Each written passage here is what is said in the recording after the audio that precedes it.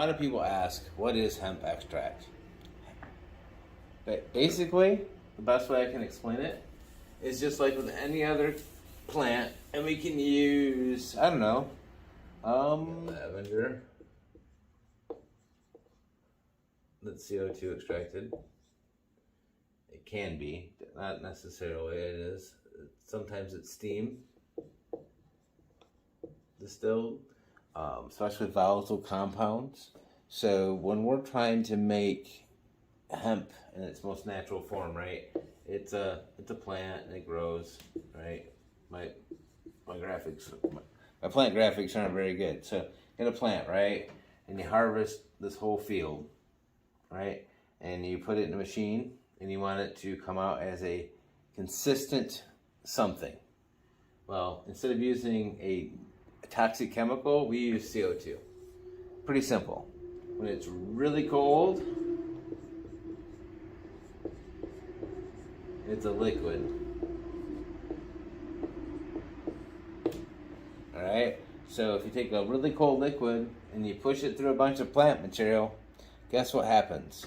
The liquid grabs all the essential oils and all of the properties associated with the plant, plus some plant wax, the cannabinoids,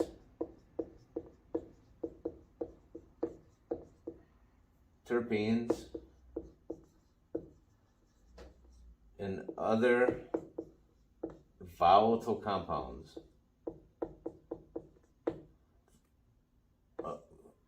What is a volatile compound? A volatile compound is something that if it hits a certain temperature or if it hits a certain state, that it degrades into something else. So terpenes are a volatile compound. If they get too hot, they evaporate. They're gone. They also can destroy them. So terpenes are what's called a volatile compound, but the hemp plant has other properties that we don't even talk about and we don't even study. So all of those properties are also essentially saved in this process. At the end of this, it comes out a very thick, waxy, dark,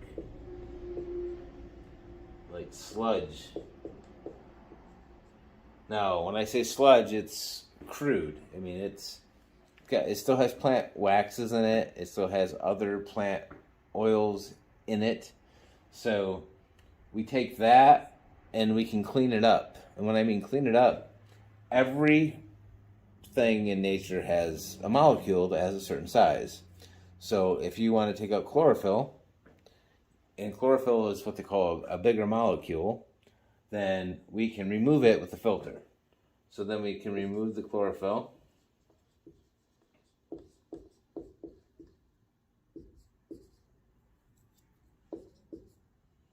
My spelling is very wrong there. And it'll come out more of a golden color.